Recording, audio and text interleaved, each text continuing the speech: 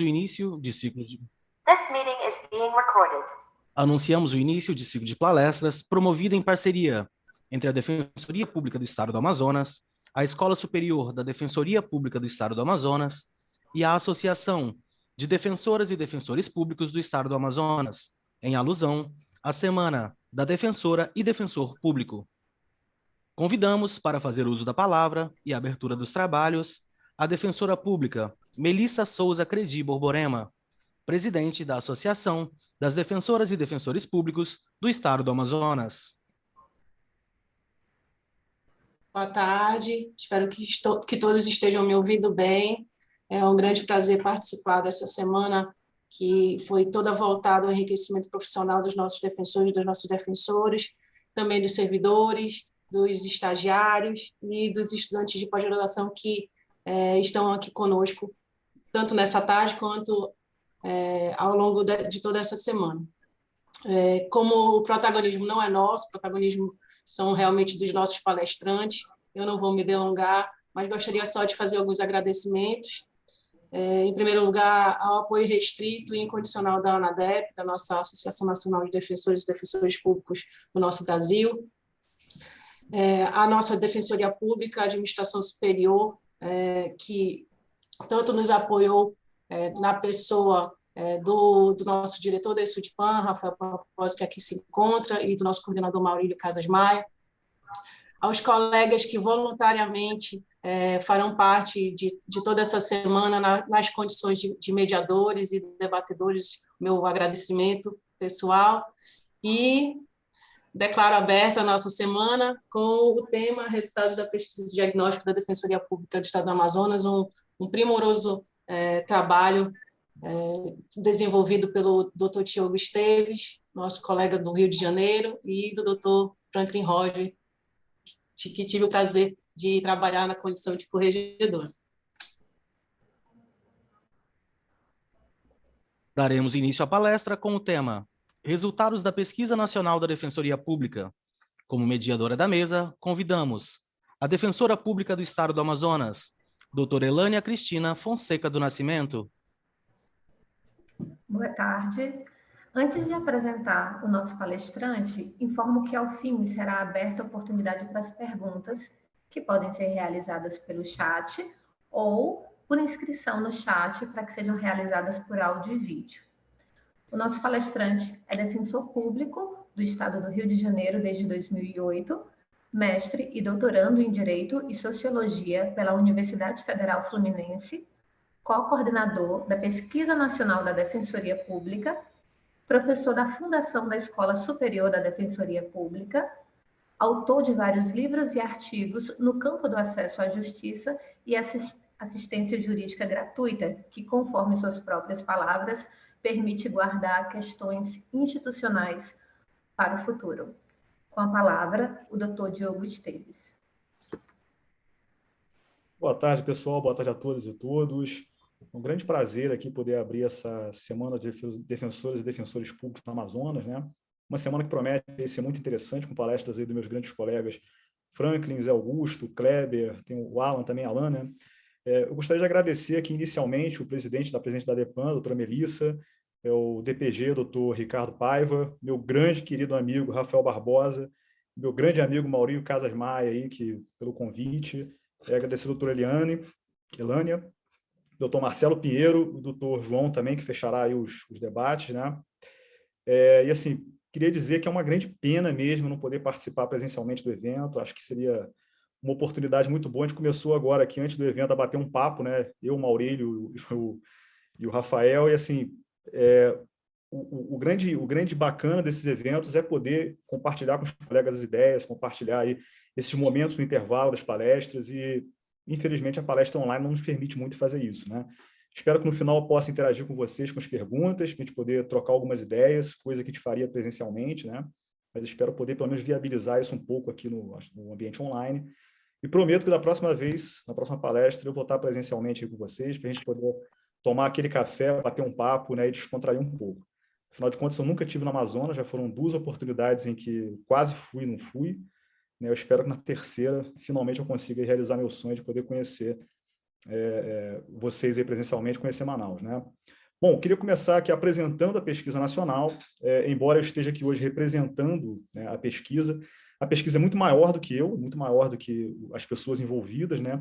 A pesquisa é uma iniciativa, uma realização da DPU do CONDES, do CNCG, com apoio ali incondicional da ANADEF, né, que vem subsidiando e custeando toda a pesquisa, né? A ANADEF, que é uma associação só dos defensores federais, mas que custeia a pesquisa aí de interesse, né, de todo o país. Então, é um trabalho formidável, e eu deixo aqui, então, desde já o meu agradecimento ao Eduardo Kaçuga, né, a Maria Pilar, ao meu grande amigo Edilson também, e agradeço também aqui à presidente do CONDES, Estela Madi, pelo apoio à pesquisa 2022, e ao querido amigo Marcos Edson, presidente do CNCG, pela eterna parceria e companheirismo, né, ao tocar essa pesquisa aí nos últimos 2 anos.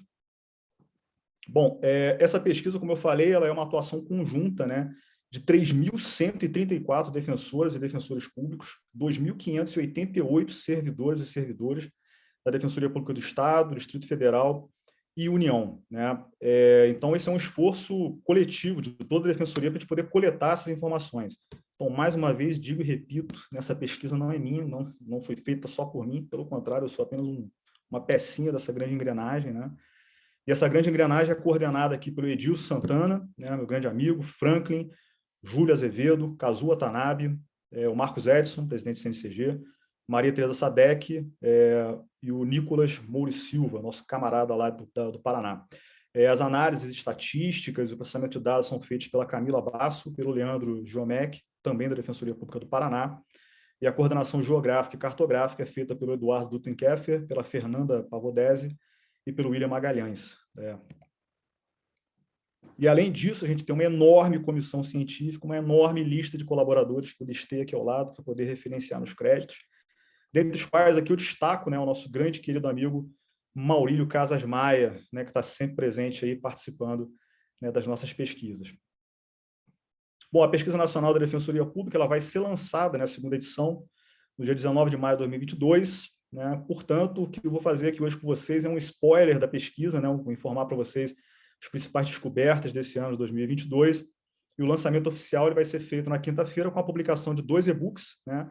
Que é o e-book da Pesquisa Nacional da Defensoria, com o e-book da Cartografia da Defensoria Pública no Brasil 2022, e também com a atualização do site da pesquisa.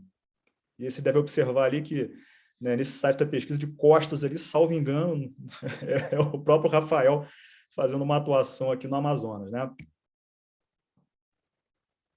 Bom, vamos começar, então, fazendo uma análise aqui dos principais pontos da pesquisa, né?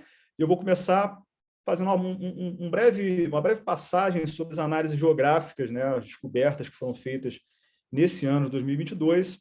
Então, aqui, pelo mapa, a gente pode observar que no âmbito da Justiça dos Estados, do Distrito Federal, atualmente a gente tem 1.231 comarcas, né, atendidas pela Defensoria Pública. Isso representa 47,4% do quantitativo total. São essas áreas aí em escuro, tá?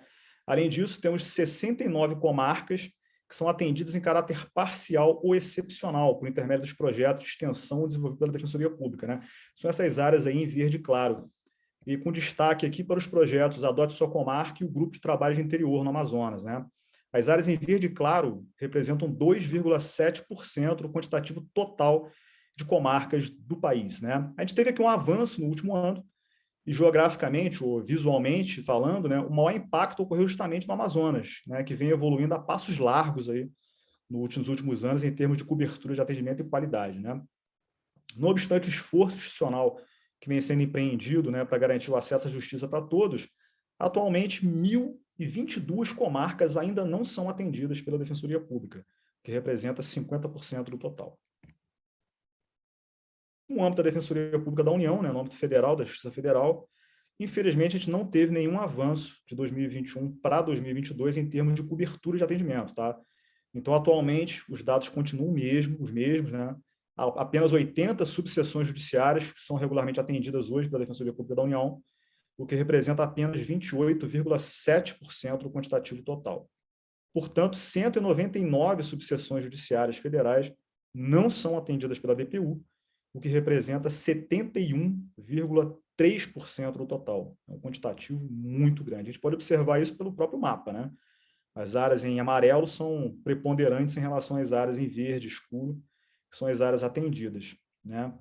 Foi identificada a mudança no âmbito da DPU apenas na cobertura dos defensores regionais de direitos humanos, que eles atuam na proteção dos direitos humanos da população e na tutela dos direitos difusos, coletivos e individuais homogêneos de grupos integrados por indivíduos vulneráveis, né, de acordo com a resolução 127 do Conselho Superior da DPU, que é essa áreazinha aqui, né? Esse mapinha menor aqui que mostra a atuação dos defensores regionais de direitos humanos. Bom, assim como no ano passado, né, a pesquisa a gente fez um estudo demográfico, né, levantando o quantitativo de habitantes por comarca e o quantitativo de habitantes por seção judiciária. O estudo considerou aqui a base de dados do IBGE de 2021, que é a base de dados mais atualizada que a gente tem, né? E a gente fez também a projeção da população com renda familiar de até 3 salários mínimos por comarca e por seção judiciária atualizada em 2021, né? Que foi o último dado divulgado pelo IBGE. E como é que a gente fez isso? A gente não tem hoje, no Brasil, nenhum dado, nenhuma tabela do IBGE informando o quantitativo de população que ganha até 3 salários mínimos por comarca, por município, né?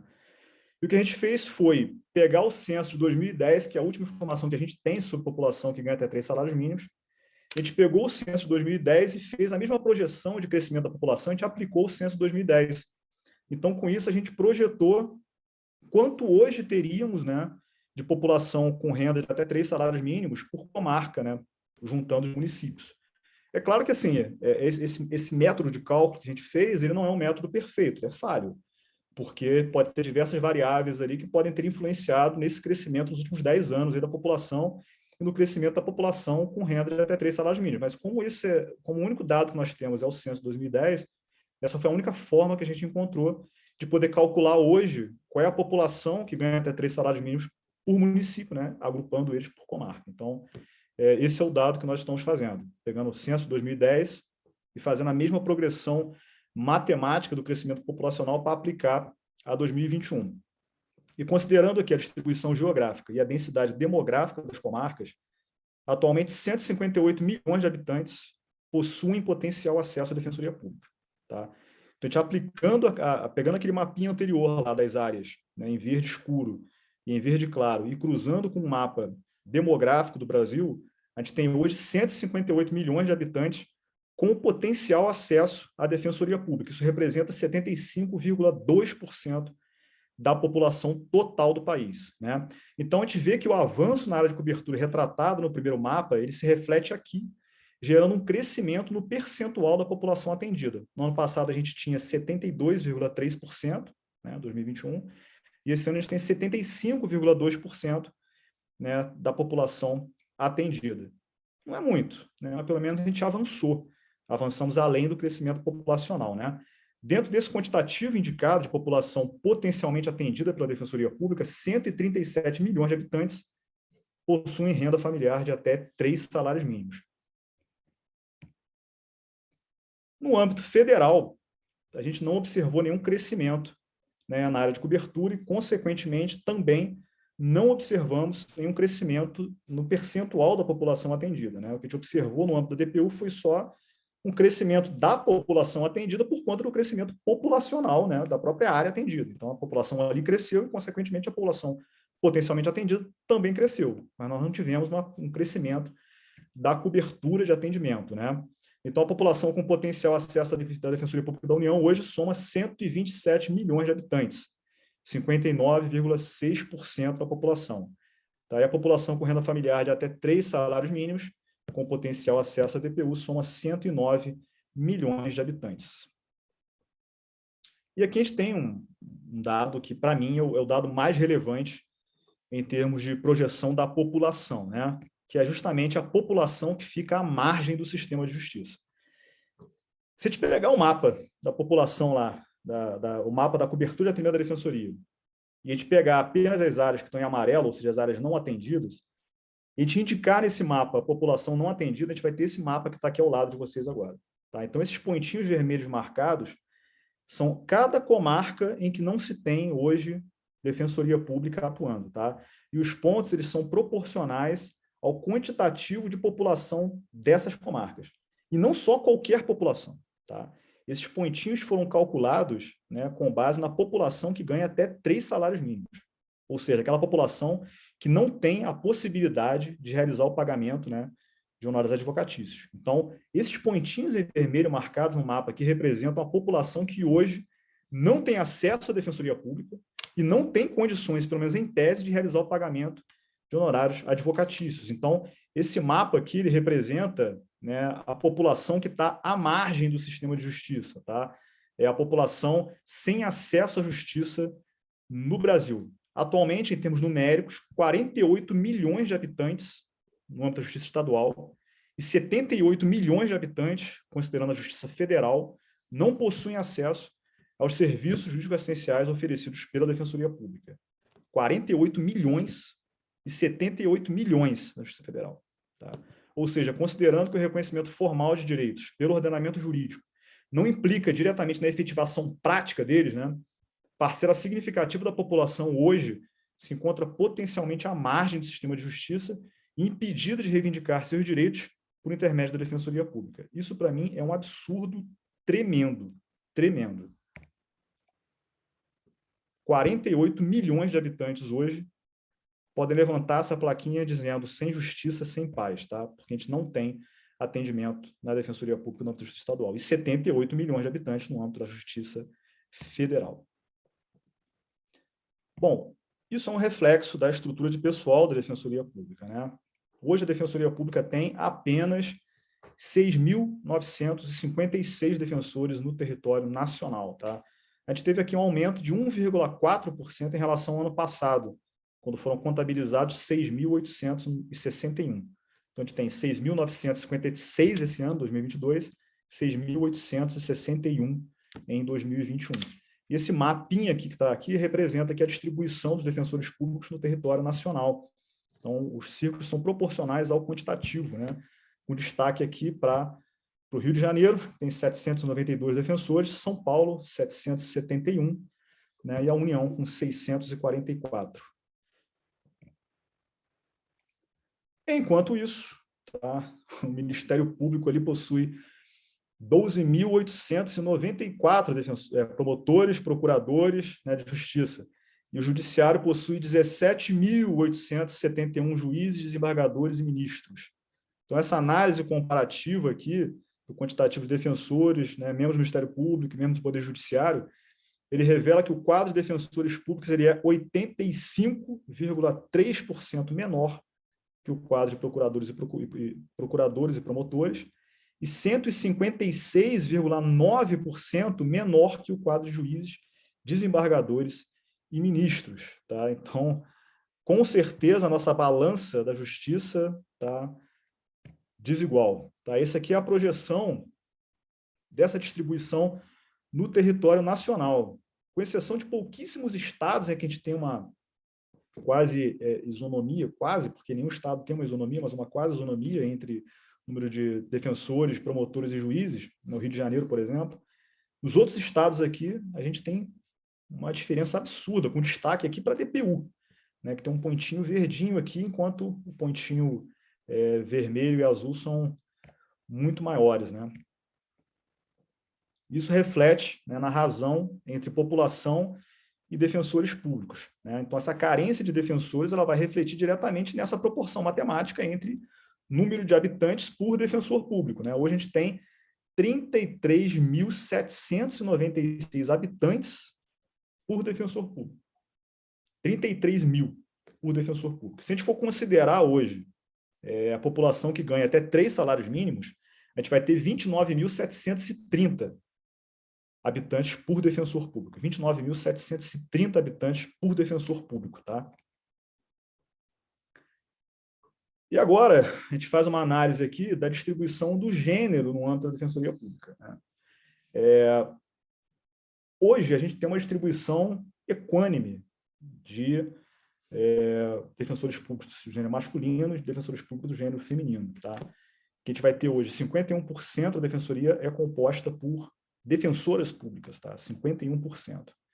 Então, ao menos em termos numéricos, a gente tem hoje uma equidade, uma equiparação ali entre o número de defensores e de defensoras, tá?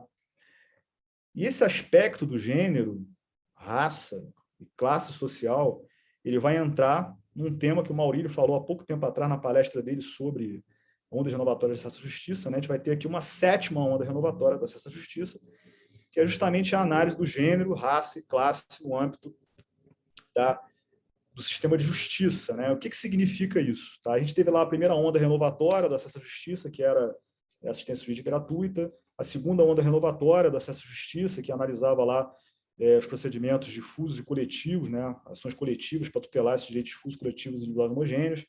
A gente teve a terceira onda de acesso à justiça, que se referia a processos, procedimentos para poder melhorar o acesso à justiça, meios alternativos de resolução de litígio e também mudanças na própria legislação de direito material como forma de evitar o litígio e evitar a judicialização de demandas, né? Todos esses aspectos foram reunidos numa terceira onda. Tivemos a 4ª onda renovatória do acesso à justiça, proposta por Kim Economides, que vê a questão da ética no âmbito do direito, né? Tivemos a 5ª onda renovatória, que reflete a criação das Cortes Internacionais de Proteção de Direitos Humanos, ou seja, a criação de um novo caminho para a proteção dos direitos, um novo caminho de acesso e tutela aos direitos violados, direitos humanos violados, né? Tivemos a 6ª onda renovatória, que é o uso da tecnologia no acesso à justiça, na melhoria do direito, né? Isso foi viralizado e efetivamente se tornou uma onda de acesso à justiça, um movimento global com a pandemia. E, por fim, temos agora, né, eu diria, na vanguarda do movimento do acesso à justiça, que é a análise da representatividade dos sistemas de justiça, que é justamente a análise do gênero, classe e raça, gênero, classe social, classe econômica, né, e raça no âmbito do sistema de justiça. Né? E dentro dessa análise, a gente vai observar que, na Defensoria Pública hoje do Brasil, 74% dos defensores públicos se declaram brancos. Pardos representam 19,3%. Pretos representam apenas 3%. Amarelos, 1,4%. Indígenas, 0,1% do total. Então, assim, esses percentuais eles apresentam uma elevada diferença em relação ao perfil demográfico da população do país, que possui aí 42,7% de brancos e 47,2% de pardos. Então, enquanto a população brasileira hoje é formada majoritariamente por indivíduos pardos, tá? 47,2%, na defensoria, 74% dos defensores públicos se declararam brancos. Tá? Então, a gente tem, naturalmente, uma diferença na representatividade de cor, raça e etnia no âmbito interno da Defensoria Pública. Isso não é um problema só da Defensoria, naturalmente. Tá? Isso é um problema do próprio sistema de justiça. Se a gente for fazer uma análise no Ministério Público e no Poder Judiciário, a representatividade provavelmente será a mesma. Tá? A única diferença é que a Defensoria Pública tem coragem de fazer esse tipo de análise, tem coragem de dar a cara a tapa para poder dizer justamente que estamos errados. Tá? Façamos algo para mudar isso. Então, esse é um ponto, é um aspecto, né, da pesquisa que me causa bastante orgulho, bastante interesse, que é justamente uma oportunidade que a gente tem de mostrar para a população que há algo de errado nessa composição do sistema de justiça e algo muito importante, muito relevante a ser feito. Tá? Hoje a gente tem uma aspiração não só nacional, mas uma aspiração global, né, para que as pessoas sejam defendidas, ensinadas nas faculdades, né, e julgadas, né, por pessoas que se assemelhem a ela, tá? Pessoas que tenham uma mesma origem que elas. Né? Eu me lembro muito bem de uma conversa que eu tive com o Brian Garf, estava almoçando no Rio de Janeiro, e o Brian era diretor da Universidade de Irvine, na Califórnia. E na época ele foi chamado para um processo seletivo, e tinha um professor que tinha um currículo maravilhoso, né, mas era um branco, de origem de elevada classe social nos Estados Unidos. E tinha um outro indivíduo que era de origem hispânica, e era um professor também muito querido por todo mundo. Tá? E essa Universidade de Irvine, ela tem uma característica de ser justamente uma universidade frequentada por indivíduos que não são nativo-americanos, né? Não são americanos, são indivíduos de fora. Né? E aí, justamente, na hora de fazer a seleção desses professores, a discussão que foi feita lá era se os alunos queriam ser ensinados por alguém que se parecesse com eles, por alguém que representasse eles em sala de aula. né? E o mesmo problema ocorre justamente nos tribunais. Hoje a gente tem pessoas de classe pobre, negros, que moram numa favela, sendo julgados por juízes brancos que foram nascidos e criados nas classes mais elevadas da nossa sociedade, né?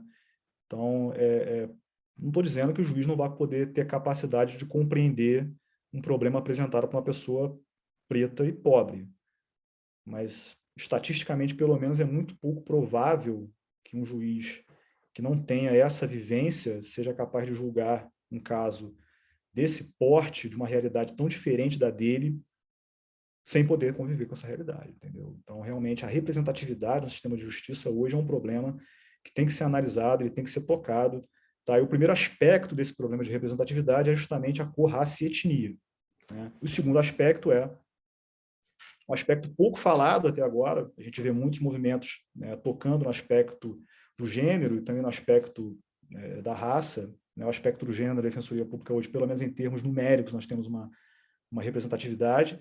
No entanto, no aspecto de cor e raça, a gente acabou de mostrar nos gráficos ali que a maioria preponderante dos defensores públicos é de indivíduos brancos. E a gente tem também o mesmo problema na questão da classe econômica, tá? Na origem econômica dos defensores públicos. Quando a gente fez a pesquisa nacional, a gente enviou um formulário perguntando para os defensores qual era a origem deles, né? Qual a classe econômica que já haviam sido criados, a classe econômica que eles haviam estado na maior parte da vida deles. E a gente tem aqui que 29,6% dos defensores responderam que foram criados em classes econômicas de 4 a 10 salários mínimos. Tivemos 26,4% em classes com mais de 20 salários mínimos. E apenas 2,6% dos defensores públicos foram criados em famílias que ganham até 2 salários mínimos, tá? Então, definitivamente, hoje, a Defensoria Pública, a gente pode dizer, com dó no coração, ela é formada por indivíduos brancos criados nas classes mais elevadas da nossa sociedade, tá? Sem demérito nenhum aos defensores públicos que foram criados nas classes mais elevadas da sociedade. Conheço alguns que são maravilhosos e representam muito bem, né, a população vulnerável. No entanto, esse é um aspecto que deve ser trabalhado para que a gente possa ter uma maior representatividade da Defensoria Pública, né, dentre as classes sociais e cor e raça para um futuro.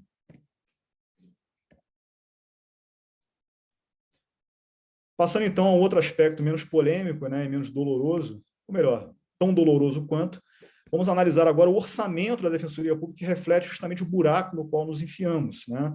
Então, a análise do orçamento fiscal hoje, ela revela, né, o que é o orçamento fiscal, né? O orçamento fiscal é a parte do bolo que o executivo pode repartir, tá? A gente exclui receitas que já possuem destinação carimbada. Então, na parte do bolo que o executivo pode dividir, que é autorizado ele a fazer o fatiamento, né? Esse é o orçamento fiscal.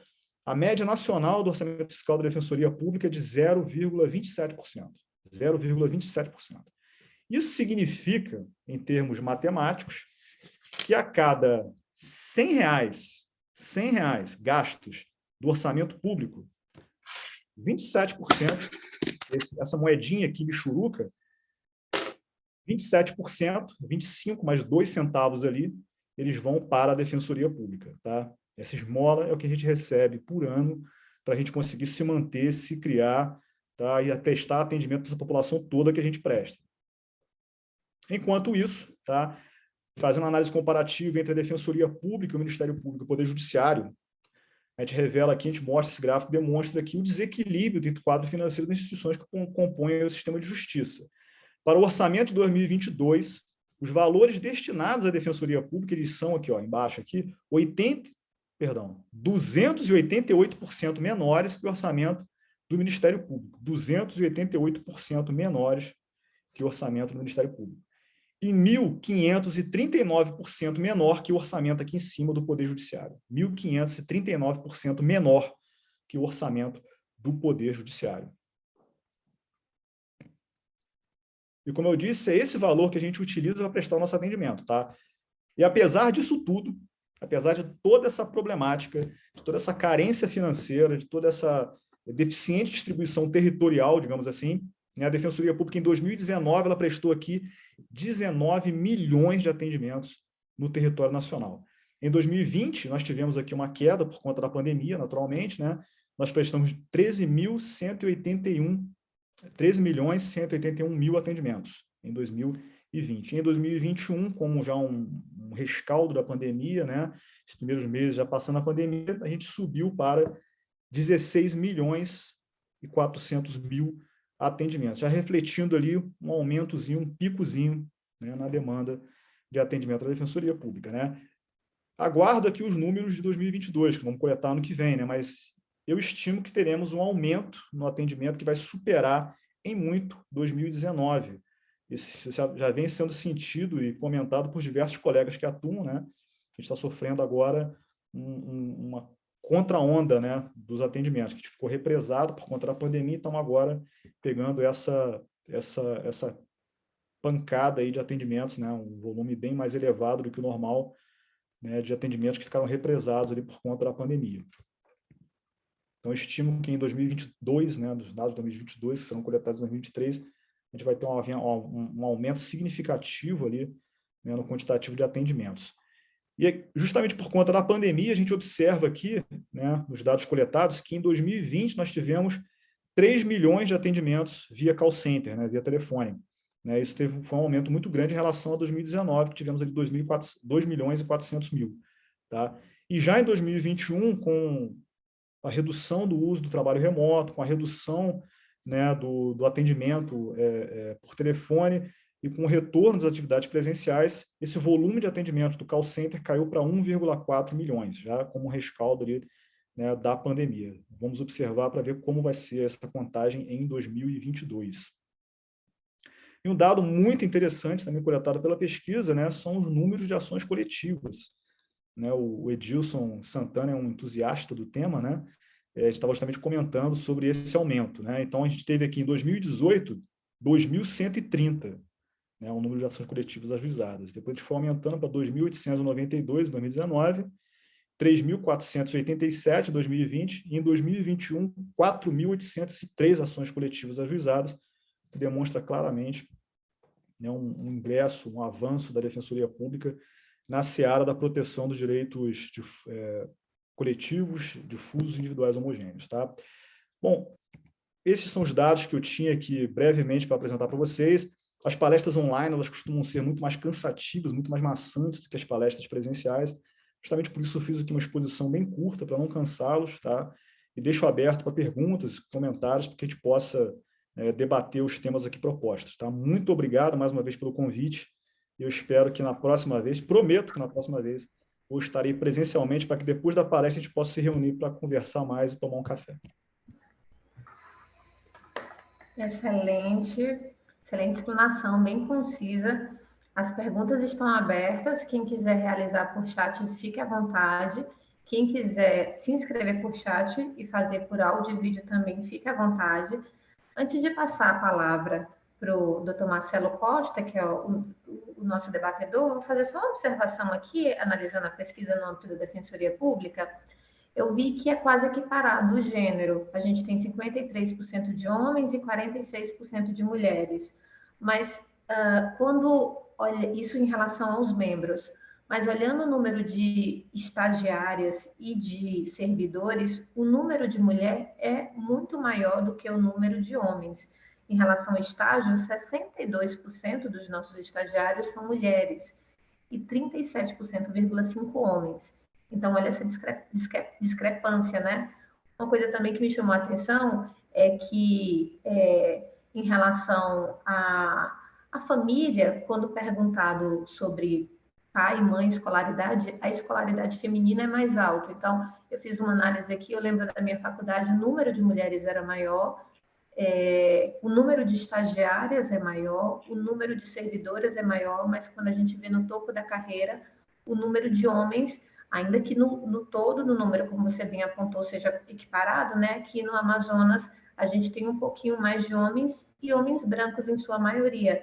Apenas 1,8% das defensoras e dos defensores públicos se declaram pretos, no qual eu me incluo, e chama a atenção também algo que foi mencionado no discurso de posse de um grande colega, Lucas Fernandes Matos, famoso Lucão.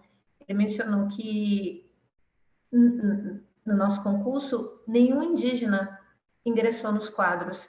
E, embora a gente viva no estado mais indígena do Brasil, não há nenhum colega, nenhum defensor ou defensora pública que se declare indígena, que a gente considera alarmante. Então, o Lucão está aí presente. Então, passo a palavra para o debatedor, Dr. Marcelo da Costa Pinheiro, ele que é defensor público do Estado do Amazonas, graduado pela Universidade Federal do Amazonas e mestre em Ciências Jurídico-Filosóficas na Universidade de Coimbra, titulada Sexta Defensoria de Atendimento Civil da capital. Obrigado, gente. Boa tarde a todos. É um prazer, doutor Diogo, estar aqui conversando com o senhor, vendo os colegas defensores aqui e servidores da Defensoria presentes. Eu gostaria só de trazer alguns dados aqui para que possam até atualizar um pouco mais essa pesquisa tão importante para a Defensoria Pública Nacional, né? Com algumas colocações assim das experiências que a gente tem aqui no Amazonas, em como tentar providenciar, né, esse acesso à justiça com um Estado que, como a gente dizia antes aqui, conversando informalmente, tem características peculiares que o diferenciam com toda certeza das demais regiões do nosso Brasil, né? O senhor bem mencionou que a Defensoria Pública ela presta seu atendimento no Brasil, no Amazonas, tendo o projeto Adote uma Comarca, né, e o Grupo de Trabalho do Interior, que é o GTI, como ações paralelas à atuação dos membros que se encontram nas comarcas. Hoje, no estado do Amazonas, nós estamos com 11 polos implementados, já divididos pelas principais regiões do nosso estado, abrangendo um total de 48 municípios dos 62 que o nosso estado possui, né? Temos uma previsão de mais 2 polos que estão por vir, né? E, consequentemente, vamos chegar aqui a quase a totalidade dos municípios das comarcas do nosso estado do Amazonas, fazendo esse atendimento pelo sistema de polos. E é importante também que se diga, professor Diogo, que se começou a implementar também aqui na Defensoria do Estado do Amazonas a Unidade Descentralizada de Interior, né, que é chamada UDI, que é justamente fazer a conexão entre aqueles municípios que ainda não possuem, não é, um defensor ali titularizado naquela comarca e ligar aquela UDI com o polo, com a sede do polo mais próximo. Hoje nós já temos instalado no Amazonas uma UDI, que é a UDI de Apuí, e nós temos aí mais três UDIs chegando para dar mais esse suporte do acesso no interior do estado do Amazonas. E esse acesso é um acesso, sem dúvida alguma, um acesso muito diferenciado. Agora mesmo, ontem à noite, cheguei de uma região do nosso estado, que é conhecida pelas belezas naturais, pela vasta quantidade de peixes, e enfim, mas também conhecida por ter cidades que despontam os piores IDHs do Brasil. A exemplo do município de Atalé do Norte, que, salvo melhor juízo, não é?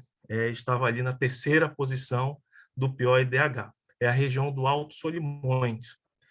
Quando o senhor bem falava sobre aquelas pessoas que se encontram excluídas às margens, não é, do sistema de justiça, foi feita uma comparação, se eu bem entendi, pela percepção de um defensor na comarca, não é? O que acontece? Também existe dentro desse trabalho da defensoria o sistema de itinerante. Houve um itinerante para a região do Alto Solimões, onde foram focadas 2 cidades.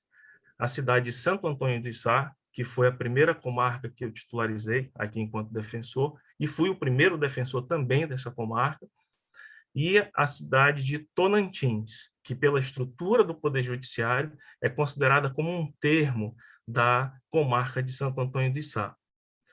Lá chegando, professor Diogo, nós finalizando o 2º dia e, consequentemente, esse trabalho de acesso do itinerante, né, levado pelo itinerante, para aquela população de Santo Antônio do Içá, já por volta de 5 horas da tarde, ingressa na Secretaria de Assistência Social, local que foi cedido para fazermos esses atendimentos, 31 pessoas.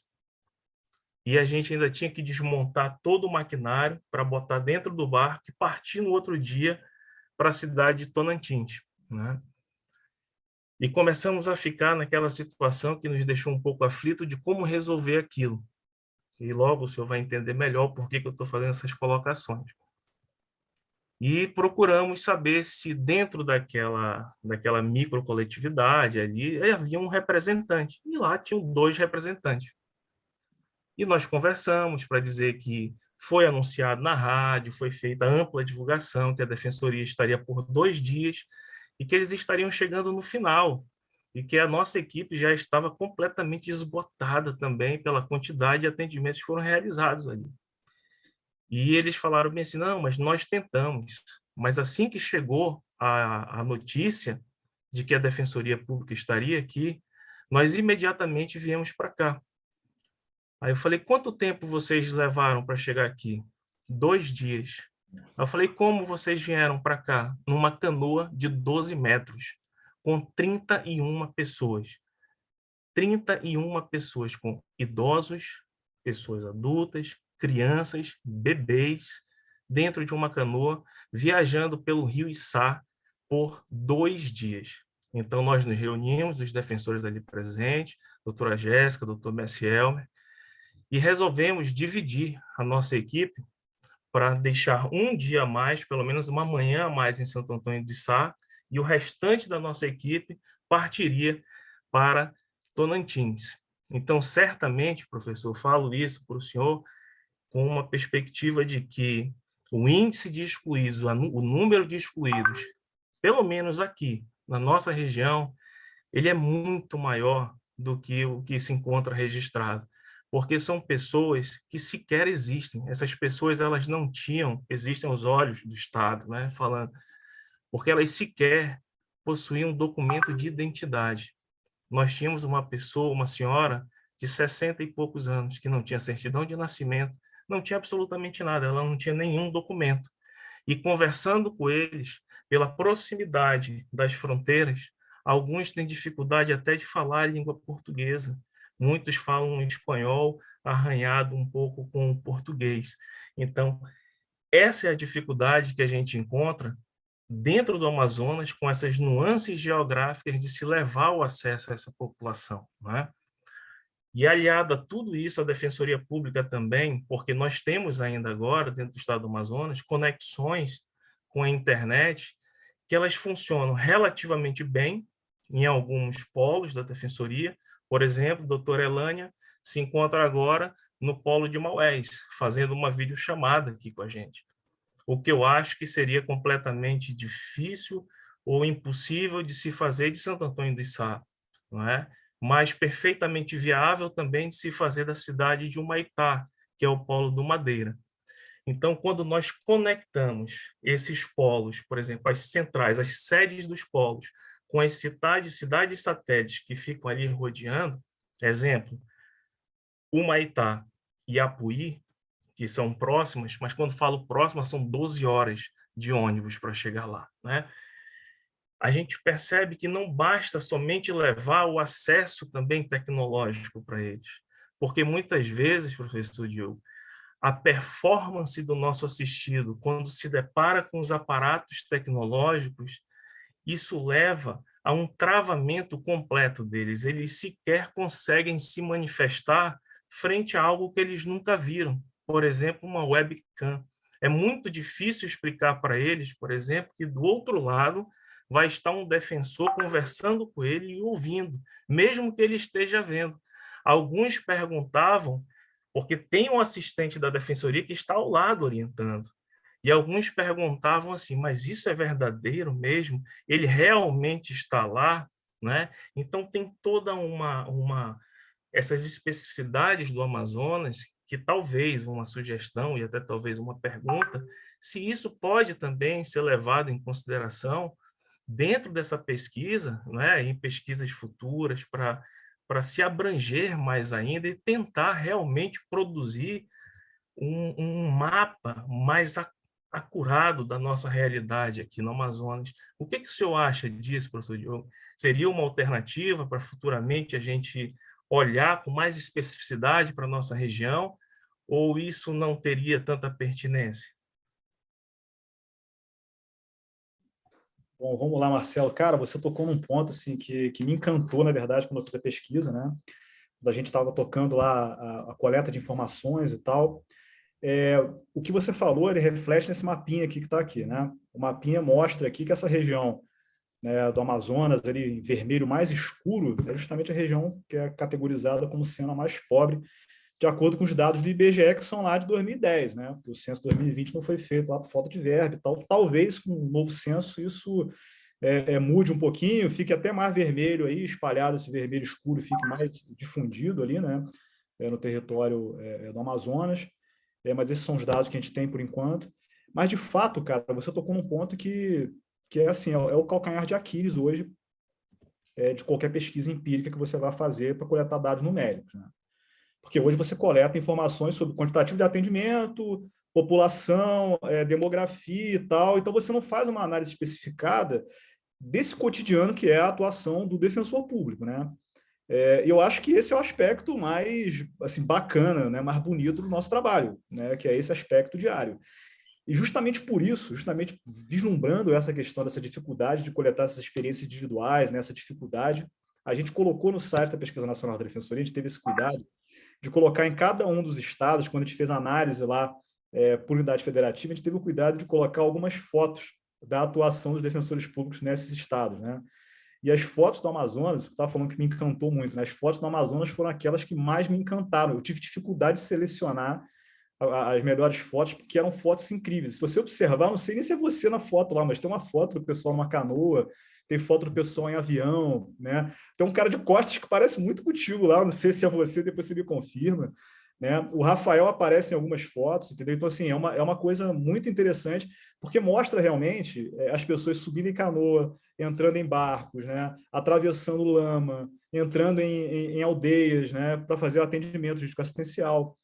E assim, eu posso dizer para vocês que esse é um aspecto que me encanta, porque quando você abre, por exemplo, as pesquisas feitas pelo Poder Judiciário, se observa apenas números, né? São lá os dados quantitativos de magistrados e tal. Você não tem uma foto do magistrado sentado na cadeira dele fazendo sentença, né? Quando você mostra, por exemplo, a pesquisa do CNMP, você vê lá os dados de atendimento do MP, quantidade de pareceres, quantidade de audiências, quantidade de promotores. Mas você não mostra a fotinha do defensor, do promotor de justiça sentado no gabinete dele fazendo parecer. Mas eu acho que é muito importante a gente mostrar a foto do defensor público pegando uma canoa, entrando num avião, atravessando uma poça de lama para prestar um atendimento para a população vulnerável, como você faz. Então, é por isso justamente que a gente colocou no site essas fotos, tá? E assim, hoje, a gente na pesquisa, a gente coleta informações sobre população atendida, não atendida, parcialmente atendida, e você vê que o mapa nosso, né, eu vou colocar de novo aqui, ainda é um mapa, né, que é preponderantemente preenchido por áreas amarelas, tá? Então, assim, essas áreas amarelas ainda são áreas de não atendimento. Eu, sinceramente, espero que possamos chegar num momento, né, da Defensoria Pública que o nosso mapa esteja todo ele verde escuro, para que a gente possa começar a nos fazer algumas perguntas, como, por exemplo, qualidade de atendimento. Tá? Então, a gente vai começar a analisar se naquela comarca o serviço está sendo prestado de uma forma adequada. A gente pode criar níveis de adequação para poder fazer um estudo mais preciso sobre a quantidade de defensor público por comarca, né, o número de atendimentos prestados, e para você fazer um índice, né, para você poder coletar e fazer um mapeamento desse tipo de atendimento prestado. No entanto, hoje é uma realidade tão distante, né, que a gente não consegue nem imaginar um momento que a gente vai poder ser capaz de fazer isso, esse controle de qualidade, esse controle de distribuição. Mas eu espero, né, eu tenho fé, né, eu sou um cara né, com fé, né? Espero que no futuro a gente consiga avançar para esse ponto, né? Pelo menos que meus filhos ou netos possam fazer isso por mim, né? Fazer esse estudo de análise, né, de qualidade de atendimento com o Brasil inteiro verdão ali, com todas as áreas cobertas, sem nenhuma área, né, com pessoas excluídas, né? Mas obrigado aí pela sua análise. E, cara, espero que você, quando eu for para o Amazonas fazer a próxima palestra, você me leve numa canoa aí para a gente poder fazer alguns atendimentos. Tá? Eu entendo bastante de direito, dá para ajudar lá no atendimento, tal, né? Presto uns conselhos lá para a galera e vou contigo, a gente faz o atendimento junto lá. Eu gostaria muito de poder participar para conhecer bem essa realidade, cara. Legal, professor Serão, vai ser um prazer. A gente pega um voo, não é? Um voo de 2 horas num avião comercial da Companhia Azul, e de lá a gente pernoita numa cidade, no polo de Tabatinga, e a gente pega uma lancha de alta velocidade por mais 10 horas para chegar nessa cidade, Santo Antônio de Sá, e não é um dos acessos mais difíceis do nosso estado. Alguns deles a gente tem que ir para outros estados e pegar outras vias para chegar nas nossas comarcas. Professor Diogo, eu teria só mais uma colocação, se fosse possível fazer, que é quando o senhor falou sobre essa sexta onda, né?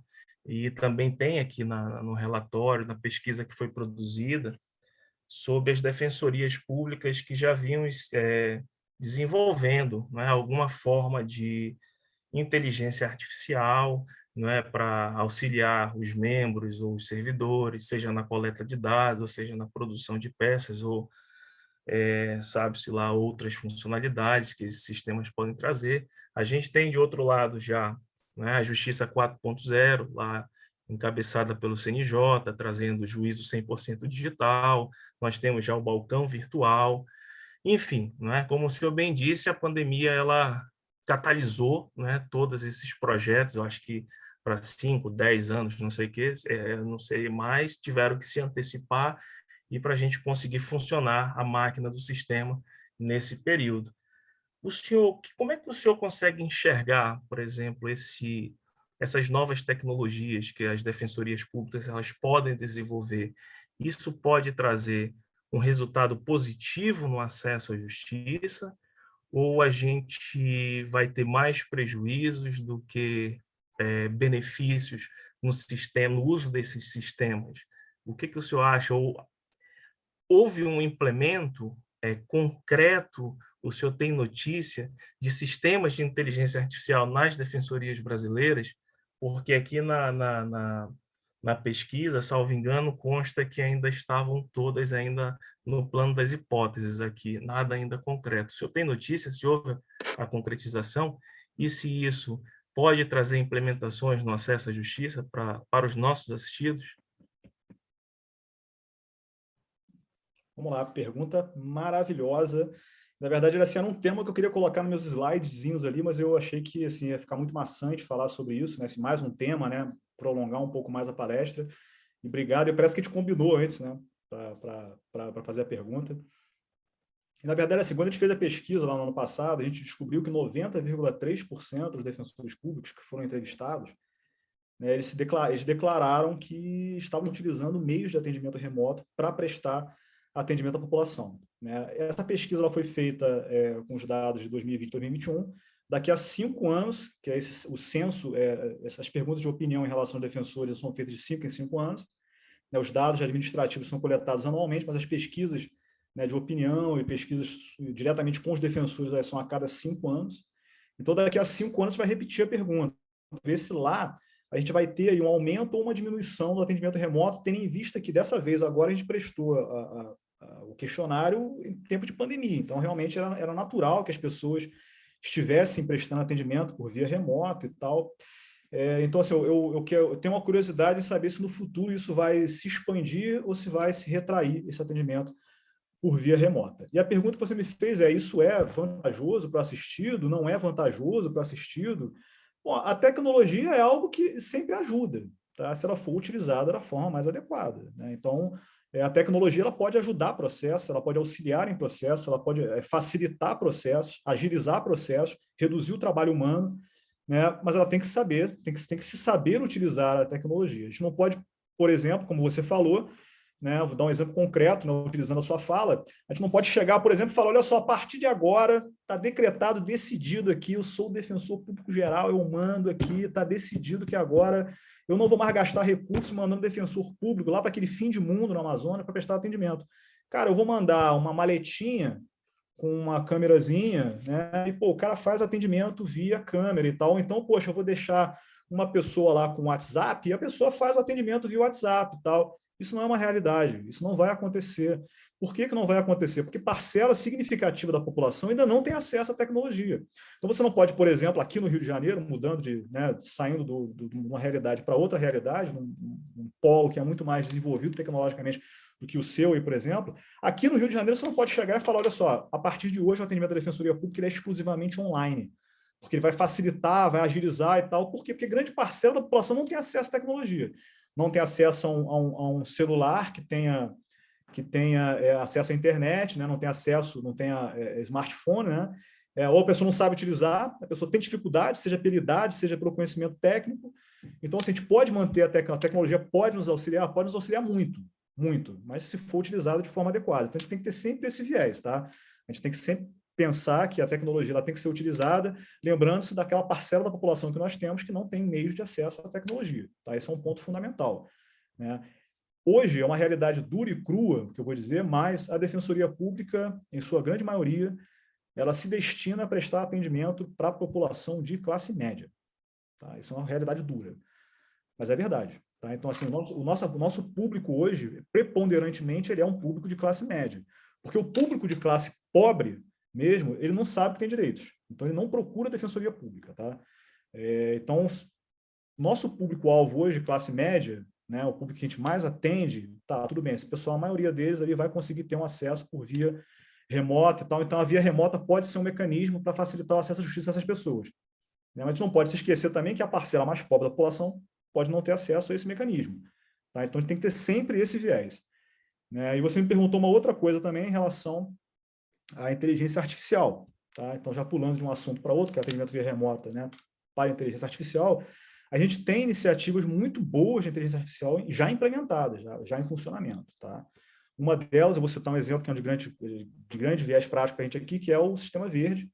Né? O Sistema Verde, hoje, ele tem duas ferramentas de inteligência artificial que funcionam, né? Então, em fase de desenvolvimento, já implementadas, né? Então, sendo aprimoradas, né? Que funcionam muito bem.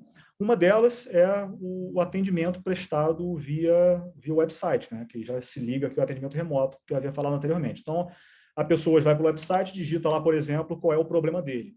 Ou então ela liga para o atendimento, né, o call center da Defensoria Pública, 129, e relata para o atendente qual é o problema dele. O atendente lança o sistema no computador e tal.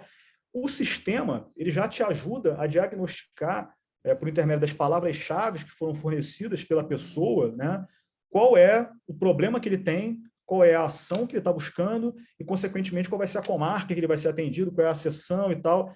Né? E esse sistema ele aprende com o tempo. Essa é uma marca da inteligência artificial. Né? A inteligência artificial ela vai aprendendo consigo própria na medida que vai sendo utilizada. Então, esse sistema ele vai se retroalimentando e aprendendo com experiências, né, para poder diagnosticar o problema que está sendo narrado pelo assistido, por intermédio das palavras-chave que são identificadas pelo sistema, e ele vai identificando qual seria a solução apresentada. O pessoal do TI aqui do Rio brinca que fizeram um teste, colocaram uma máquina e um estagiário para fazer 3 atendimentos, tá? E lançaram no sistema qual seria o atendimento para o estagiário identificar, né, por intermédio da narrativa do assistido, qual seria a solução a jurídica a ser utilizada, qual seria a ação, enfim. Né?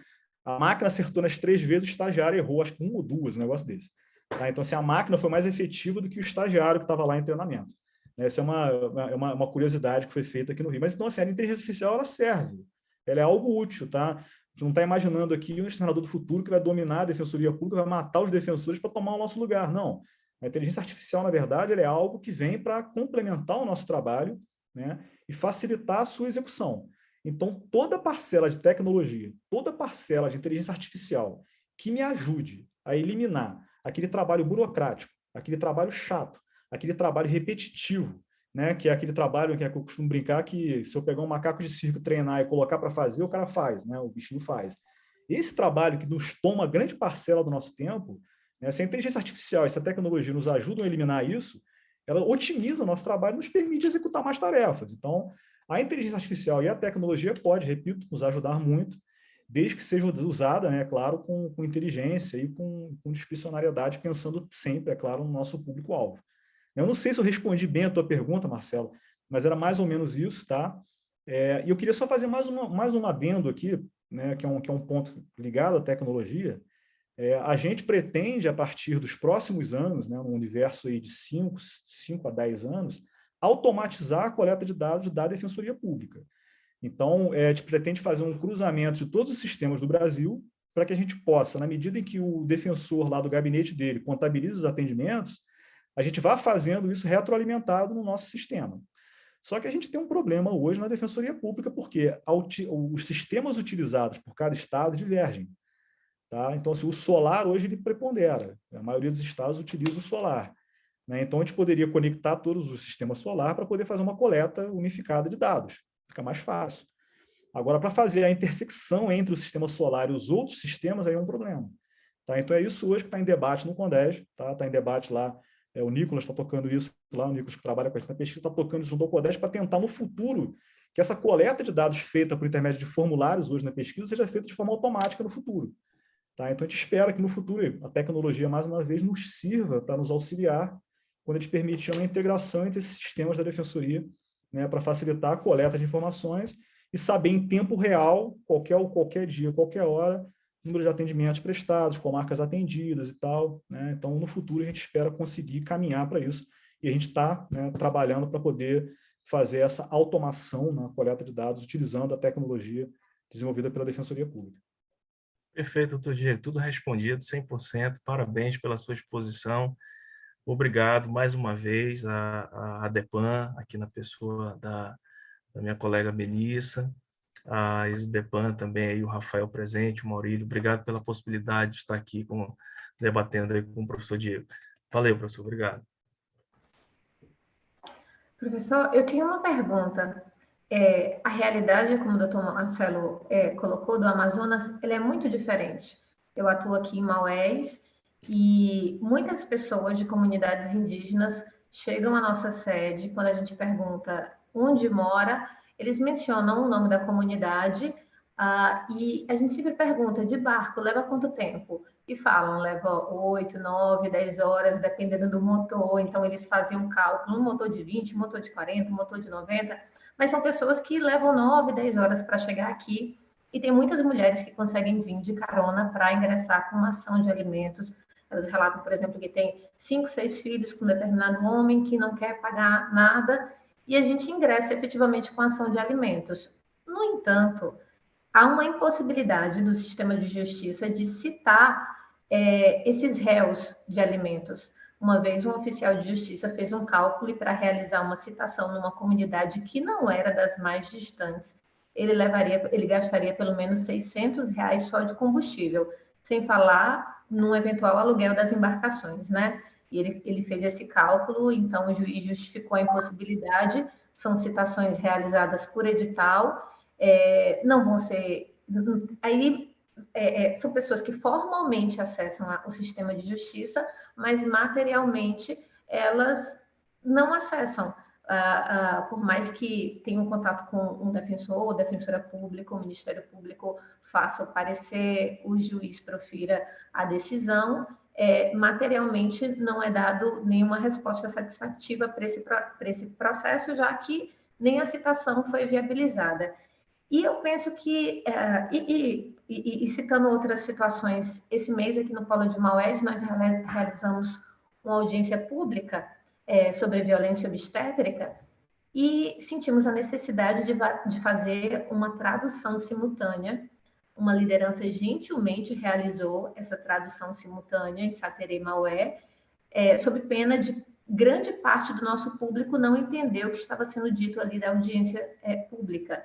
E quando a minha colega que mora em São Gabriel da Cachoeira, mora e atua lá, a doutora Isabela, que está aqui presente, ela menciona que o dia a dia de São Gabriel exige pelo menos 16 intérpretes, porque são 16 línguas indígenas diferentes. E quando a gente pensa nessa realidade do Amazonas, né, é um país continental, assim, um país maior do que um estado, como se maior do que vários países, com uma realidade absurda dentro do próprio estado. Aqui, Maués é completamente diferente da realidade do Alto Solimões, que é altamente diferente do que a minha colega, a doutora Isabela, vive lá em São Gabriel da Cachoeira. Mas esse acesso formal e não material também pode ser visto, por exemplo, no Rio de Janeiro, quando uma mulher procura a Defensoria Pública para uma ação de alimentos. E por mais que hoje em dia se consiga fazer uma citação ou intimação por WhatsApp, uma penhora ou um mandado de prisão, dependendo de onde o réu more, em alguma comunidade que não seja pacificada, também se torna inviável. Aí eu pergunto se teria possibilidade também de, no futuro, essa pesquisa incluir essas situações em que formalmente tenham acesso à justiça, mas materialmente não. Elânia, parece que a gente combinou novamente a pergunta, né? Parece que isso aqui foi combinado previamente. Digo novamente que não foi, porque esse é um tema também que, assim, a gente está em vista, tá? Eu vou mostrar para vocês aqui. Isso aqui é um livro que é do Kim Economides. Foi publicado em 1991, uma das obras-primas do Kim Economides, uma das obras-primas da literatura mundial, que é o Justice Outside the City. Né? Então, o Kim Economides, em 91, ele fez um estudo sobre a dificuldade no acesso à justiça na Inglaterra, né, na região lá do País de Gales e tal, por conta das montanhas, distância, né, das cortes, das comunidades rurais e tal. E aí esse estudo, assim, ele foi, digamos, o pontapé inicial para muitos outros estudos sobre a dificuldade no acesso à justiça, né? Coleta de dados sobre o Path to Justice, né? O caminho da justiça, né? Que foi feito pelo professor Pascal Pleasance posteriormente. Então, assim, esse é um livro fantástico e o meu sonho é conduzir uma pesquisa que possa trazer essa análise de dados no âmbito do Brasil. E eu te falo o seguinte, tá? Qual é o nosso objetivo, assim? E aqui, assim, a gente não teve perna ainda, não teve fôlego para fazer isso ainda, e eu convido qualquer um que estiver aqui presente para poder nos ajudar nesse processo, tá? Inclusive você, Maurílio, né, o Marcelo, qualquer outro colega aí que esteja disposto a arregaçar as mangas e tampar nessa empreitada conosco. A gente tem hoje, a nossa coleta de dados hoje, ela foi feita observando comarcas atendidas e não atendidas, volto a dizer. No entanto, existem comarcas que hoje são atendidas, mas que possuem áreas, bolhas de exclusão no acesso à justiça. Tá? E aí você vai mencionar para mim, por exemplo, essas regiões rurais aí, né, as regiões mais afastadas, né, no Amazonas, em que você não consegue chegar. Então, a dificuldade de acesso é tão grande, né, que o acesso à justiça fica inviabilizado. Tá? E volto a dizer, você falou mesmo, Rio de Janeiro, perfeitamente. A gente tem bolhas no Rio de Janeiro em que, por exemplo, o oficial de justiça não pode entrar para entregar um mandado de intimação. O oficial de justiça não entra nas comunidades que são dominadas pelo tráfico de drogas. Tá? E a gente tem isso em várias outras cidades do Brasil, tá? Não mapeadas. Cidades não mapeadas. Tá? Então, assim, a gente possui hoje recursos em termos de análise geográfica, né? De georreferenciamento, para poder fazer a indicação dessas áreas no mapa e, com efeito, poder fazer um cálculo, pelo menos proporcional, da população que se encontra incluída nessas bolhas. Tá? Então, um dos objetivos nossos aqui seria justamente fazer essa coleta de informações para saber população localizada em cada uma dessas bolhas de exclusão no acesso à justiça, né? Para a gente poder dizer, olha só, no Brasil hoje a gente tem tantas comarcas atendidas, tantas comarcas não atendidas, inclusive dizendo, essas comarcas são atendidas formalmente pelo sistema de justiça, poder judiciário e tal, mas são áreas hoje excluídas do acesso à justiça. Tá? Então, essa seria uma versão brasileira, digamos assim, né, do Justice Outside the City, ou mesmo Justice Inside the City. Né? Então, isso aí já reflete também o trabalho recente publicado pelo Kim Economides, que se denomina Contra a Onda Renovatória do Acesso à Justiça. Mas é um tema que eu vou falar numa próxima palestra, porque é muito grande. Mas realmente é um ponto que é um sonho futuro nosso, a gente espera conseguir realizar. Se algum dos colegas aí quiser se juntar para conseguir realizar esse sonho com a gente, sejam bem-vindos, por favor. O Maurílio balançou a cabeça, o Maurílio é fera nisso, então um cara que se topar a gente faz, tá? Realmente é um sonho, é algo que a gente já vem tentando fazer há muito tempo, né? E nunca conseguimos por falta de fôlego, e a gente espera que nos próximos anos possamos fazer. Mas brilhante a sua colocação, tá? Realmente você está na vanguarda aí do estudo do acesso à justiça, dos pensamentos do acesso à justiça, porque hoje esse é o coração pulsante assim, da temática do acesso à justiça no Brasil, né? Essas áreas de exclusão formal do acesso à justiça. Tá? Parabéns aí. Pô, pergunta realmente... A pergunta é melhor do que a resposta, a pergunta é brilhante. Não imagina. Eu queria saber... Alguém tem mais alguma pergunta, algum comentário? O doutor Maurílio até falou que, de fato, às vezes a gente pede para as rádios para intimar alguma parte. Aí já aconteceu de um assistido da Defensoria Pública ser intimado e ele não comparecer E olha a situação, doutor Maurílio, ele falou, não, que teve um vizinho meu que chamaram o nome dele da rádio, ele chegou aqui e foi preso. Porque também é um expediente que se utiliza o Poder Judiciário. E era um mandado de prisão que estava em aberto, então intimaram ele para comparecer no fórum, chegou aqui e foi preso. E o nosso assistido ficou com medo de comparecer aqui e também ser preso, mas era um documento que estava faltando, enfim. Mas isso acaba sendo um expediente muito utilizado aqui no interior do Amazonas, aqui, pelo menos no Polo de Maués. Tá, posso inverter e fazer uma pergunta? Eu sei que, na verdade, eu sou o destinatário das perguntas. Mas não, fique à vontade. Então, vamos lá, para o Maurílio e para você também, claro. Essa intimação feita por rádio, se o cara não aparece, assim, tem um efeito prático processual ou é só tipo um convite de comparecimento para a central de mandados? É um convite de comparecimento. Se ele não aparece, não tem nenhum efeito prático. É uma tentativa, já que o oficial de justiça não pode ir. Algumas pessoas aparecem voluntariamente, outras não. Mas acaba que, assim, por incrível que pareça, tem esse caso excepcional, mas as pessoas escutam muito rádio aqui. Então, tem uma eficiência, tem uma eficácia muito grande esses convites feitos pela rádio.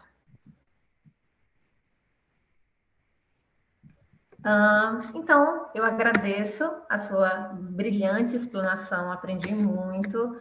Muito obrigada à Defensoria Pública do Amazonas por ter, mais uma vez, realizado esse evento, inaugurando, então, a Semana do Defensor e da Defensora Pública. E para o encerramento das nossas atividades de hoje, convido o diretor de Assuntos Acadêmicos e Culturais da ADEPAN, o Defensor Público do Estado do Amazonas, Dr. João Carlos Camerini. Então, meus queridos amigos, senhoras e senhores defensoras, defensores públicos, em nome da ADEPAN, e agradecendo mais uma vez a presença de todos os integrantes da mesa aqui, especialmente aqui o professor Dr. Diogo, também a colega Elânia, a doutora Elânia, doutor Marcelo, pela brilhante exposição. Então, declaro encerrada e convido a todos para continuar conosco durante essa semana, que temos ainda muitas palestras interessantes no decorrer da Semana dos Defensores Públicos. É um momento de confraternização e aprendizado para todos nós. Muito obrigado, uma excelente tarde. Obrigada, boa tarde.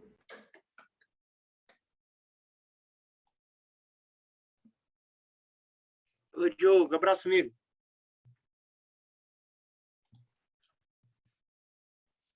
Tchau, Diogo. Abraço. Parabéns pela pesquisa e pela palestra. Obrigada, professor, pela participação. Prazer. Prazerzão enorme. É uma pena que eu não posso ficar para o café. Porque agora seria legal se a gente se encontrar. Um açaí, seria um açaí agora. Açaí. O Frank vai contar os detalhes depois de sexta-feira. O Frank é bom, o Frank vai ser legal aí, cara. Mas aqui em Friburgo, cara, é uma pena não ter ido, porque aqui em Friburgo tá um frio, cara. Olha, seria melhor estar aproveitando esse calorzinho aí de Manaus, né? Pô. Diogão, tá começando a aumentar o calor aqui. Inspirado aí no professor Kim, né? A gente tem que pensar também na justiça através dos rios, né, cara? Pois é, né, cara? É verdade. Quem faz uma pesquisa muito boa sobre isso é a Leslie Ferraz, cara. A Leslie Ferraz faz um trabalho muito bom aí sobre justiça itinerante. Ela acho que ela é pioneira no Brasil hoje no estudo de justiça itinerante. E ela está até preparando um relatório para o Globo lá sobre isso. Né? Bacana. Cara, a Leslie é muito boa nisso. Então seria até interessante talvez convidá-la para fazer algum tipo de trabalho conjunto com vocês aí, né? Ela trabalha muito. Vamos anotar, né, Maurício? Ela trabalha muito bem nessa área. Inclusive, se a gente fosse desenvolver alguma pesquisa, né, dessa questão que eu falei com vocês, de necessidades jurídicas não atendidas no âmbito nacional, né, essa Justice Outside the City e tal, seria uma pessoa que poderia integrar um projeto de trabalho com a gente aí, cara. Né? Se vocês tiverem interesse em desenvolver alguma coisa, pô, cara, seria muito legal mesmo, assim, com projeção para 2023, talvez. Né? Se tiver a fim de tampar, a gente faz aí. Maravilha, amigo. A gente vai conversar aqui para se articular e perturba você em breve. Não, tranquilo. Assim, os dados de georreferenciamento a gente já tem, entendeu? Os dados para a gente poder fazer a construção de mapas e tal, mas aí carece realmente de coleta de informações para a gente poder subsidiar e dizer, são essas as áreas aqui que são hoje marcadas como áreas de exclusão, digamos, do acesso à justiça, né? Infelizmente, a gente não tem essas áreas mapeadas, cara. Talvez aqui no Rio de Janeiro a gente tenha isso junto à Secretaria de Segurança Pública. E vai ser um mapeamento muito sem vergonha, assim, muito simples e tal, né? Muito carente de dados, porque são dados justamente de segurança pública, né? Mas, assim, já é um começo. Se a gente conseguir levantar isso em outros estados e tal, pô, cara, na minha opinião, eu acho que hoje isso é a vanguarda da coleta de informações, né? O Kleber vai palestrar com vocês aí também. Pode perguntar para ele. Fala, Kleber, e a pesquisa que você e o Diogo querem conduzir aí sobre unmet legal needs, né, e tal, que são um troço que está querendo tocar e há muito tempo não consegue por falta de parceiros, né? Porque sempre aquela fila de produção, né, Maurício, que você bem conhece, né? A gente tem aqui a ideia de produção e está sempre colocando alguma coisa na frente, né? Aí a fila de produção vai ficando para trás, entendeu? Então, né, mas se vocês tiverem a disposição de tampar, cara, estamos sempre abertos. Aí a pesquisa nacional é de todos, né? Não é do CONDES, nem do CNCG, nem da DPU, nem minha, nem de ninguém, é de todo mundo da Defensoria, né? Então, se vocês quiserem tampar aí, a gente faz, cara, com o maior prazer. Pensar em como é que a gente pode viabilizar isso, né, Maurício? E Sim. compor todos os esforços, DPE, ABPAN. Eu mencionei no início da nossa palestra de hoje, eu mencionei o trabalho exercido na corregedoria, porque nós participamos desses primeiros passos, que foram apresentados pelo Dr. Marcos, e o Colégio de Corregedores Gerais à época realmente apoiou maciçamente esse estudo, né? E, com certeza, a participação